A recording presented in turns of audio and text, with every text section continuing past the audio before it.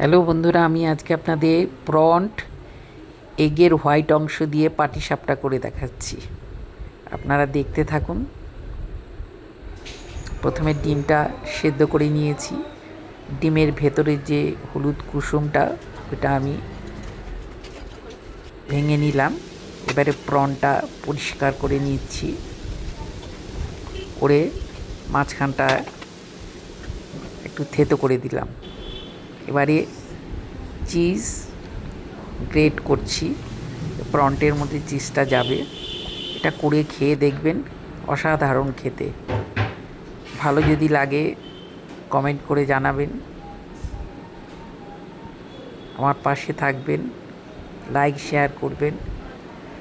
চিজটা হয়ে গেছে গ্রেট করা। এবারে ডিমের হলুদ অংশটা এই চিংড়ি মাছের ওপরে সব দিয়ে দিলাম।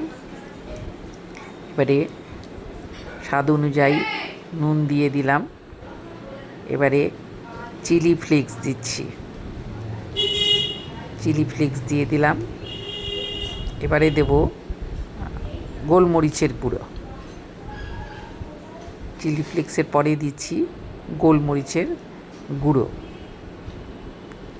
আপনারা একবার বাড়িতে ট্রাই করে দেখবেন।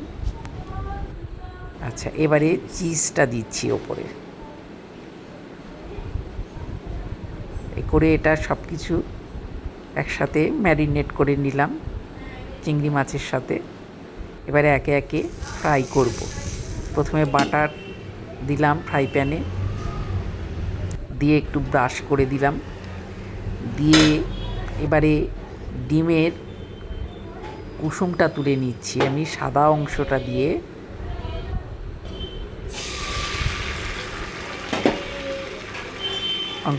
এবারে এটা ব্যাটারে ঢেলে দিলাম।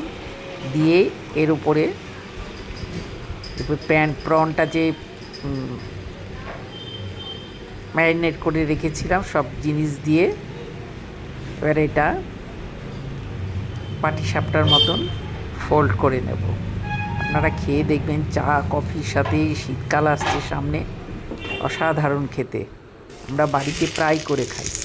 এবারে এটা উল্টে দিচ্ছি।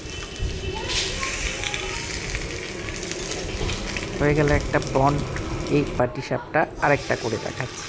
সাদা অংশটা আগের মতোই হলুদটা তুলে সাদা অংশটা বাটারের মধ্যে ঢেলে দিলাম। দিয়ে আরেকটা প্রন দিয়ে হয়ে গেল আমাদের প্রন্ট এগ